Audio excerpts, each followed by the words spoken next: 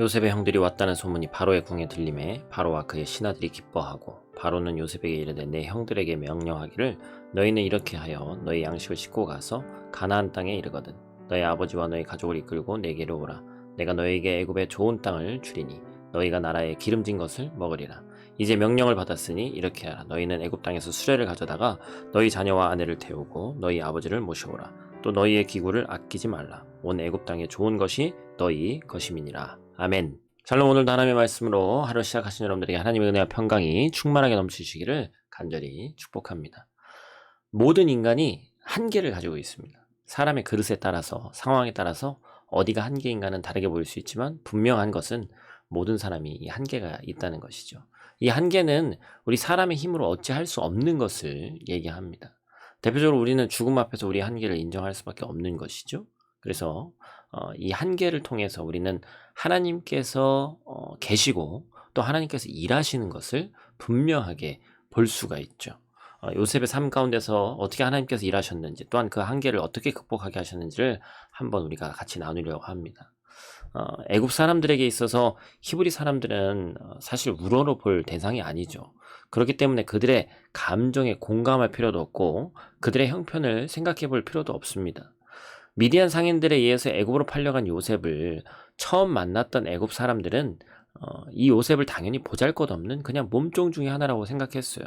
종에게 바라는 것은 종이 그냥 종의 역할만 잘하는 겁니다. 시키는 일이나 잘하는 거예요. 그런데 시간이 지나면서 일을 잘하는 종을 넘어서서 믿음직한 종, 꿈을 해몽하면서 또 그런 종으로 바뀌고 있는 것이죠. 그리고 요셉이 바로의 꿈을 해몽하고 총리가 된 후에 7년의 풍년, 그리고 2년간의 최악의 흉년을 겪은 후에 9년의 시간이 지난 시점에서 요셉을 이 애굽의 사람들이 어떻게 바라보는지 완전히 달라진 모습을 우리가 볼 수 있습니다. 16절 말씀이죠.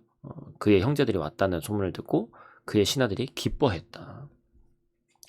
애굽을 다스리는 바로와 그의 신하들이 이산 가족이 상봉했다는 소식을 듣고 모두 기뻐해요. 이게 여러분 쉽게 되는 일이 아닙니다.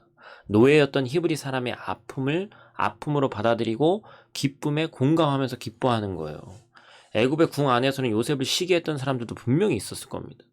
그런데 성경은 그런 사람들에 대해서 기록하지 않고 다수에 대해서 기록했을 테니까 바로와 그의 신하들이 기뻐했다고 얘기하고 있습니다. 이게 전반적인 분위기라는 것이죠. 히브리 사람이 어쩌다 저러고 있을까? 히브리 사람이 뭐 다 그렇지. 그런 편견을 뛰어넘어서 요셉이 그의 인생의 주무대가 될 수 없었던 이국 땅, 애굽의 항복판에서 왕과 많은 신하들의 마음을 얻게 된 비결이 뭐예요? 다른 걸 말할 수가 없습니다. 하나님께서 하셨던 것이죠. 요셉이 히브리인으로 팔려간 이 노예로 애굽 땅에서 살아가면서 모든 편견을 뛰어넘고 애굽의 한복판에서 왕과 신하들의 마음을 얻었고, 그가 형제들을 만났을 때 왕과 신하들이 한 마음으로 기뻐하게 했던 힘, 그 원천이 바로 하나님의 역사라는 것이죠. 요셉이 발버둥 쳐서 이뤄낸 일이 아니라는 것입니다. 우리의 삶을 생각해도 마찬가지죠.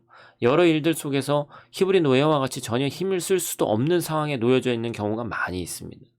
세상 속에서 어떤 편견에 눌려서 길을 펴고 살 수도 없을 뿐더러 도무지 어떤 목소리조차 내지 못하고 살아가야 될 때가 있죠. 우리는 그런 편견에 눌리지 말아야 됩니다.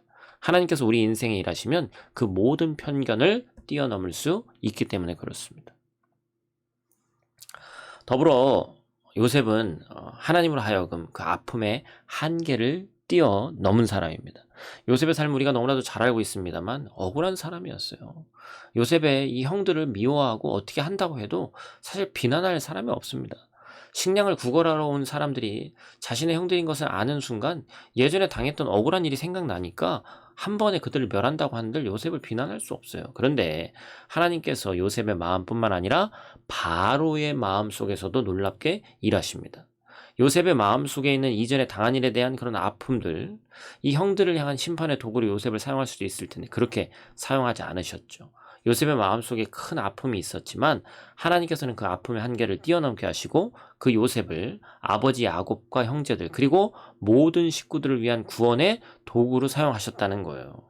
그래서 17절 18절 말씀 보니까 바로가 요셉에게 뭐라고 얘기합니까? 모든 좋은 땅을 주겠다. 이 나라에 기름진 것을 먹게 하겠다. 이 요셉이 바로의 이야기를 듣고 가족들에게 전할 때 마음이 얼마나 감격스럽겠어요. 이것이 바로 하나님의 예전에 나에게 보여주셨던 그 꿈이 다 현실적으로 일어났고 결국에 이러한 결과가 낳게 됐구나. 내가 당했던 고통, 물론 슬프고 힘들고 어려웠지만 결국에는 그 순간들을 잊을 수 있고 하나님을 바라보면서 승리했구나. 그 한계를 뛰어넘었구나. 그런 마음이 들지 않았겠어요? 사랑하는 성도 여러분, 우리의 삶 가운데도 분명히 한계를 느끼는 순간들이 있습니다. 때로는 우리를 향한 편견이 있고 때로는 사람들이 그것을 당연하게 생각해 놓은 그 테두리에 또 우리의 과거의 아픔 때문에 눌릴 수가 있죠. 그러나 우리에게는 하나님과 함께 있는 한 한계가 없습니다. 소망을 가지고 그 한계를 뛰어넘어서 오늘 하루도 승리하는 저 여러분들 되시기를 간절히 축복합니다. 기도하겠습니다. 하나님, 비록 내 삶이 비루해 보인다 할지라도 하나님께서 일하시면 모든 한계를 뛰어넘어 구원의 도구로 크게 쓰임 받는다는 것을 우리가 배웠습니다. 비록 우리 마음속에 있는 아픔 때문에 우리가 때때로 더 나아가지 못할 때도 많이 있고 우리 삶 가운데 더 한계가 자명하게 드러나며 또 내 삶을 가로막고 힘들게 하는 그것들이 있을 때에 하나님의 말씀으로 쉬이 그것들을 뛰어넘을 수 있도록 하나님 도와주시고 우리에게 주어진 이 하루가 모든 성도에게 한계를 뛰어넘게 하시는 하나님의 역사가 경험되어지는 복된 오늘 하루 될 수 있도록 하나님 도와주시옵소서. 오늘 하루도 눈동자와 같이 지키실 줄 믿사오며 예수님 귀하신 이름으로 기도드립니다. 아멘.